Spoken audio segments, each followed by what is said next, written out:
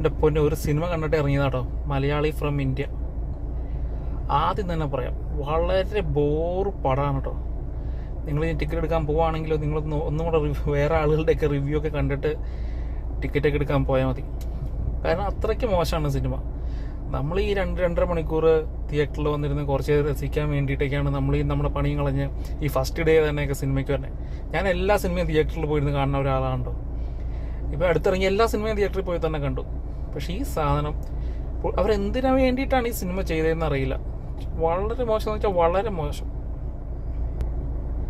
ഈ 2024 ഇപ്പോഴും ഈ രാഷ്ട്രീയവും മതവും ഇതൊക്കെ ഇതൊന്നും നമുക്ക് കാണാൻ യാതൊരു താല്പര്യമില്ല കേട്ടോ മിസ്റ്റർ ഡിജോ. ആരും ആയിക്കോട്ടെ, ഇതൊന്നും കാണാൻ നമുക്ക് യാതൊരു താല്പര്യമില്ല.